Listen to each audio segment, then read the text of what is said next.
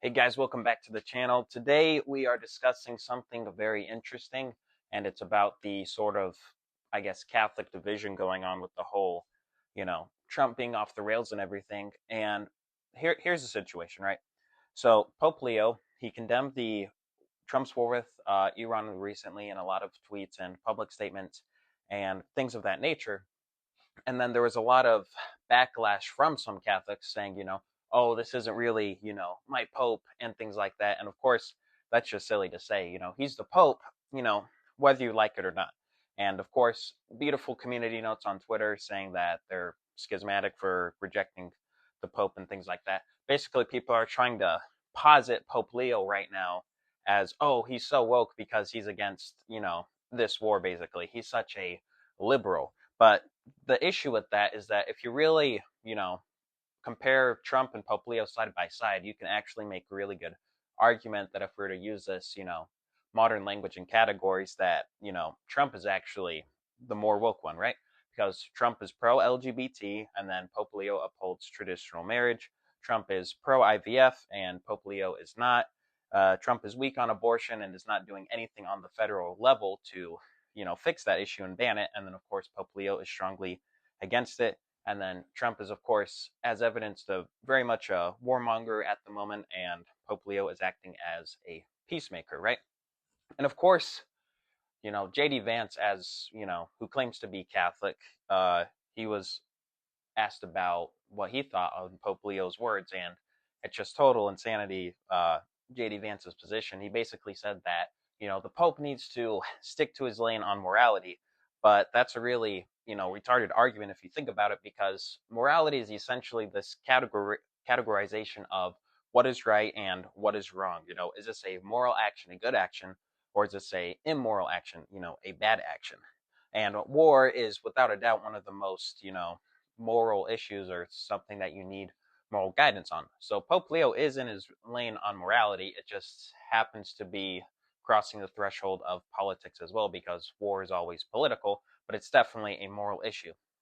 And then I believe at a TPUSA event that he was speaking at, JD Vance also said that the Pope should be careful on matters of theology, which is actually, bro, crazy to say, because right, let's break down JD Vance's Catholic resume. He's a Catholic convert, and I think that's about pretty much I know about him. He claims to be Catholic. He says he's raising his kids Catholic.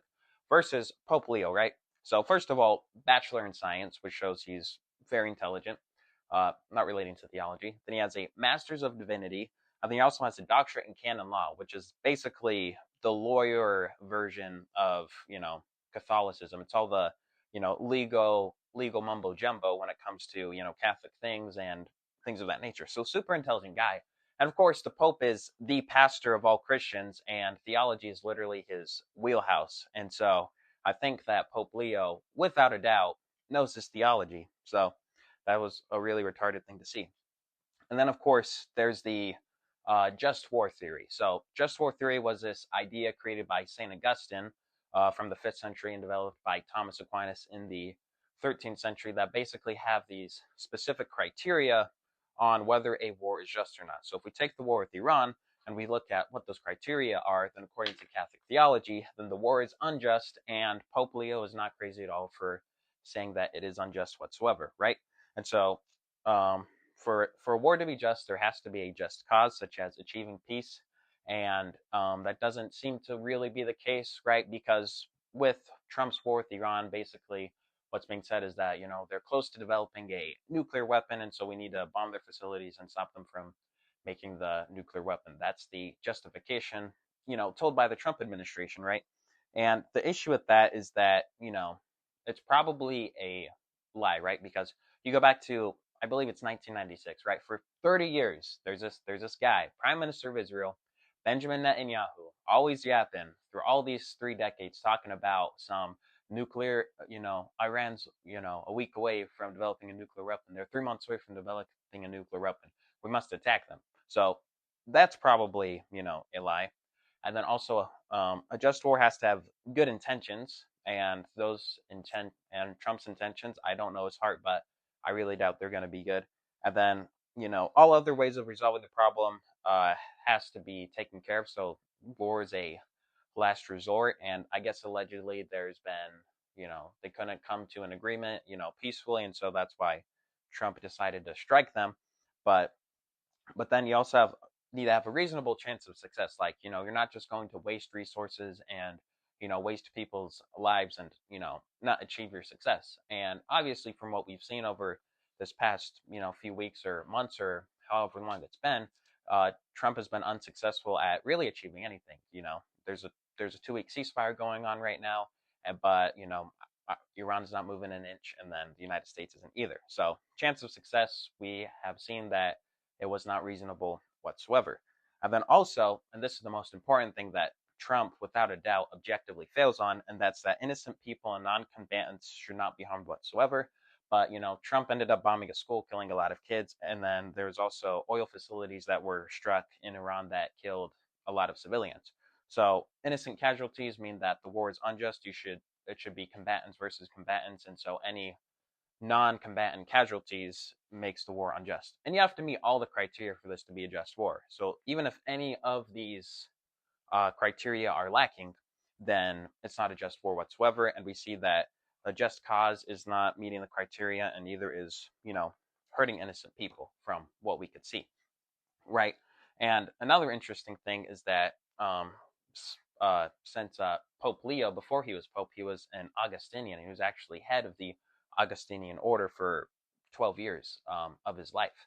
And so he would probably know very well and be the best authority at the moment on whether a war is just or not, because, as an Augustinian, you're studying St. Augustine, who developed the just war theory, right?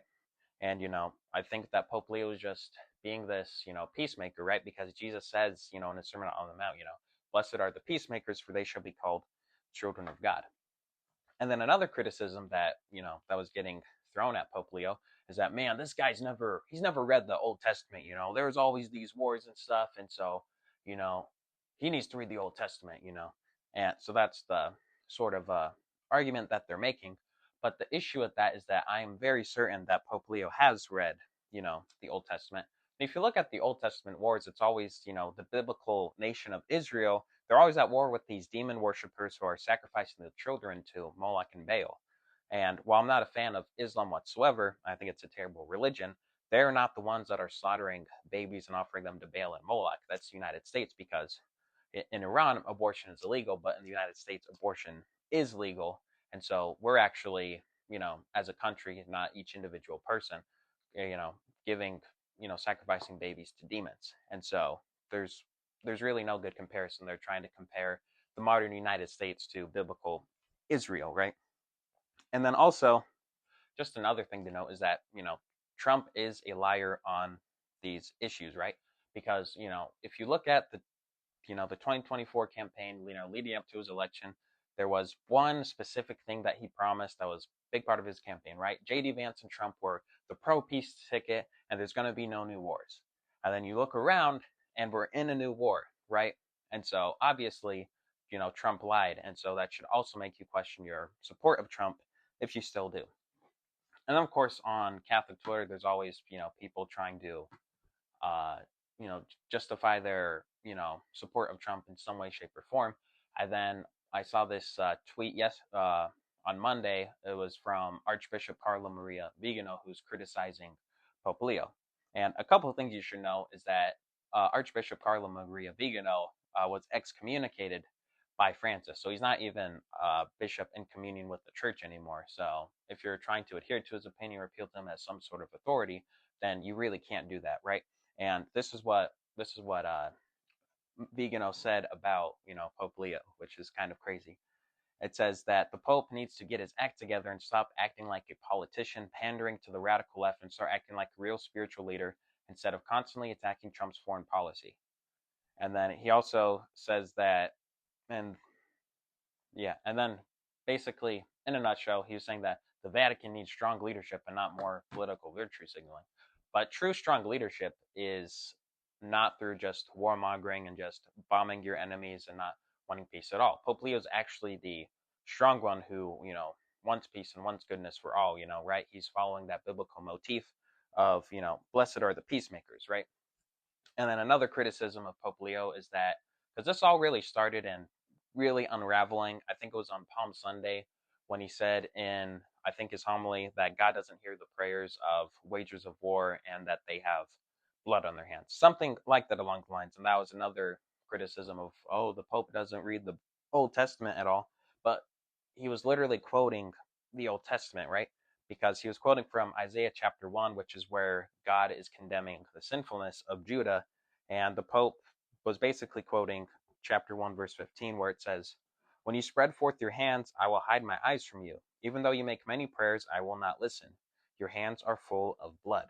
Right? That's what Pope Leo was quoting. And that's actually very true because the Trump administration's hands are full of blood because they were killing, innocent men, women, and children when they did those strikes on Iran. And a bigger, fundamental problem that we see outside of this issue and just for, this blind support for Trump in general is that the support for, right, when you think about movements and, political movements and things like that, there's always this certain, hey, we have these set of ideals and we need to promote these ideals and we need to, adhere to these ideals, right? And so you think about the pro-life movements, like we're adhering to the ideals of we're against abortion, we're against euthanasia, every life matters and things like that. But then, or if you think about, why people like Trump so much in 2016 is 2020 is because he seemed to be this, America first candidate, strong border policy, doesn't want to get involved in foreign conflict and things like that. That's why people liked him. And so theoretically, the right move would be, hey, Trump is deviating from these things that we thought he was going to do, and so we shouldn't support him anymore.